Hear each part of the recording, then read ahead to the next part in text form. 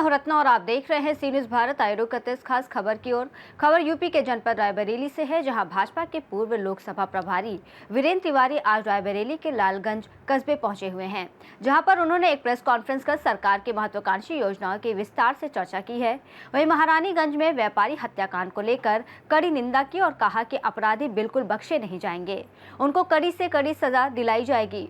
विपक्ष सिर्फ सरकार को घेरने का काम करती है। कांग्रेस प्रदेश अध्यक्ष के बड़े भाई की हत्या कांग्रेस की सरकार में हुई थी, उन्होंने आज तक न्याय नहीं दिला पाए हैं। उनके भाई को न्याय बीजेपी की सरकार में मिल पाया है। लालगंज में भाजपा के मंडल अध्यक्ष हैं मनोज अवस्थी, उनके यहाँ श्रीमद् भागवत कथा चल रही थी और आज भंडारा। भागवत कथा में इनको आना था लेकिन नहीं आ पाया, तो आज भंडारा में प्रसाद लेने आए। केंद्र सरकार के 11 वर्ष पूर्ण हुए हैं, क्या कहना चाहेंगे मंत्री जी? सरकार की सरकार 2014 बनी थी नरेंद्र मोदी जी प्रधानमंत्री बने थे 28 मई 2014। शपथ लेने के बाद उन्होंने संकल्प लिया था हमारी सरकार गाँव गरीबों के कल्याण के लिए, माता बहनों के सम्मान के लिए काम करती है। उसी निमित्त उसी संकल्प पूरा करते हुए मोदी जी ने पूरे 11 साल में जो खुले आसमान नीचे सोते थे उनके लिए आवास, अंधेरे में सोते उनके लिए उज्ज्वला योजना, गैस चूल्हा और घर घर स्वच्छता यहाँ पे शौचालय, कोई भूखा सोए प्रधानमंत्री अन्न योजना द्वारा राशन दिया जा रहा। किसानों को 6,000 रुपये किसान सम्मान निधि पहली बार ये सरकार शुरू की। पहले सांसद भी विधायक भी होती थी, किसान सम्मान निधि नहीं होती।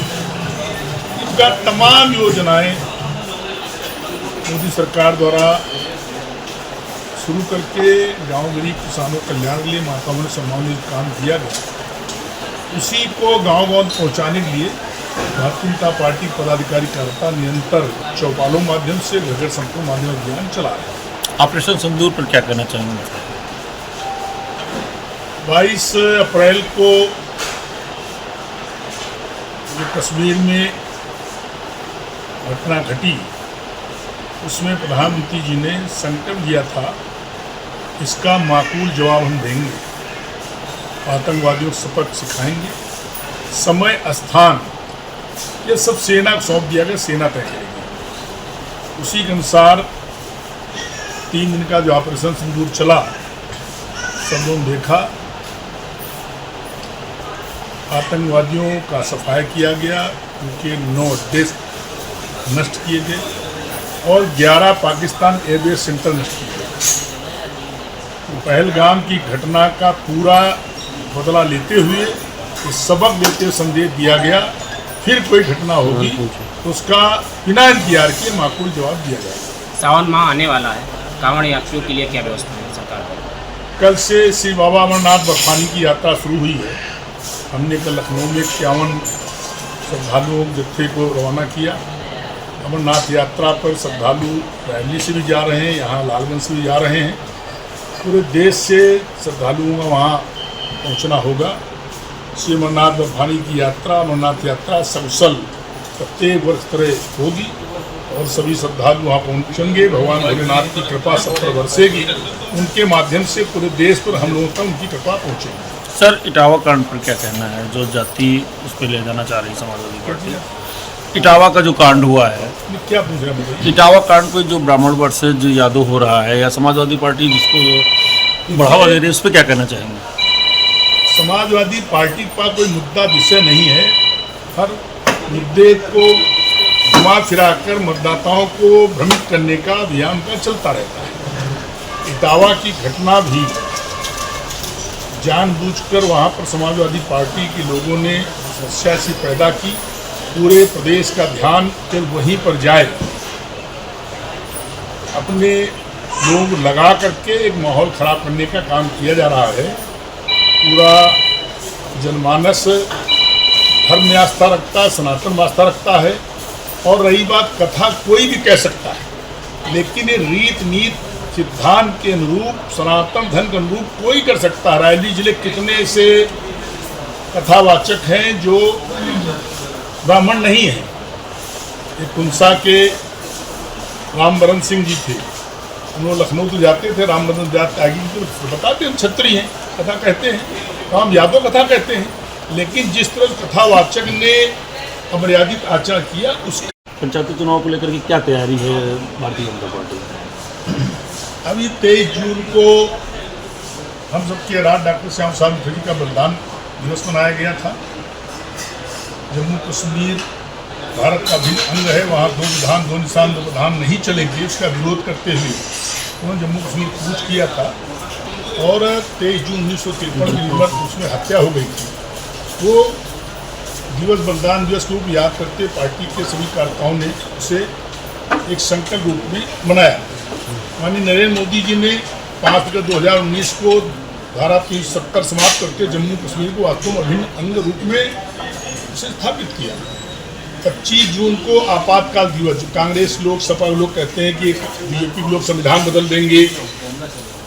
संविधान की हत्या श्रीमती इंदिरा गांधी जो रायबरेली से ही प्रधानमंत्री के रूप में 7 साल सांसद रही, उन्होंने संविधान को बदलते हुए 1972 में चुनाव होने वाला था, संशोधन करके जबरन 1971 चुनाव कराया और 12 जून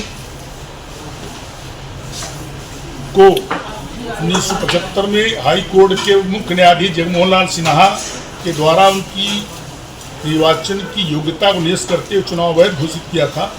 श्रीमती इंदिरा गांधी तत्कालीन प्रधानमंत्री सुप्रीम कोर्ट गई और वहां अपील दाखिल करते हुए संविधान में संशोधन करके संविधान की हत्या करते हुए, लोकतंत्र हत्या करते हुए आपातकाल लागू किया था। अनूप पांडे के पूर्व पिताजी श्रद्धेय गिरीशनाथ पांडे सहित तमाम देश के लोग तमाम यातना सहते जेल में रहे और आपातकाल खत्म हुआ, चुनाव हुआ। श्रीमती इंदिरा गांधी की पूरी जमानत जब्त हुई, पार्टी बुरी हार हुई, जनता पार्टी चुनाव जीत कर आई थी, सरकार बनी। मेरा सवाल था पंचायत चुनाव को लेकर के क्या भाजपा की तैयारी, जो पंचायत चुनाव होने जा रहा है? विषय नहीं पूछे, पंचायत चुनाव भी कहाँ है? पंचायत होने वाले जो हैं उसकी तैयारी। पंचायत चुनाव 2026 में होगा। 2 दिन पूर्व एक व्यापारी की गोली मारकर हत्या कर दी गई। कल प्रदेश अध्यक्ष जी सब मुद्दे हमारा बेटा रायबरेली में लगातार अपराध बढ़ रहा है, चाहे रायबरेली हो या गाजियाबाद हो। पंचायत चुनाव निर्धारित समय पर सरकार कराएगी। संगठन द्वारा निरंतर अभियान चलता रहता है। हमारा बूथ पर बूथ मजबूत करो अभियान चलता है। प्रत्येक माह मन की बात कार्यक्रम होता है, उसमें हम बैठकर अपने बूथ को फिर से सुनिश्चित करते हैं। बूथ पर लाभार्थियों को लाभ मिल रहा नहीं मिल रहा है, वोटर लिस्ट का काम देखते हैं, अभियान चल रहा है। पंचायत चुनाव सरकार निश्चित समय पर विधायी समय कराएगी। भारतीय जनता पार्टी से डटकर पूरा चुनाव लड़ेगी। 2 दिन पूर्व एक व्यापारी की गोली मारकर हत्या कर दी जाती है। ये ये महारानी का व्यापार अनाज का व्यापारी था। कल प्रदेश अध्यक्ष कांग्रेस अजय राय जी उसके घर, पीड़ित के घर गए हैं। वहाँ पर बोले उत्तर प्रदेश में 0 टॉलरेंस मर चुका है, खत्म हो चुका है। इस पर क्या करें? अजय राय जी के बड़े भाई की हत्या हुई थी, उस समय वो न्याय नहीं दिला पाए, न्याय नहीं पाए जो कांग्रेस सरकार की। आज कांग्रेस प्रदेश अध्यक्ष मोदी सरकार, योगी सरकार में ही उस मामले में उनको न्याय मिला है। अजय राय क्या बोल रहे हैं? कानून व्यवस्था ध्वस्त है, कानून व्यवस्था चुस्त दुरुस्त है, सबको न्याय मिल रहा है, भय मुक्त वातावरण है, अपराधी भयग्रस्त है या तो अपराधी जेल में है या योगी सरकार ऊपर जा चुका है।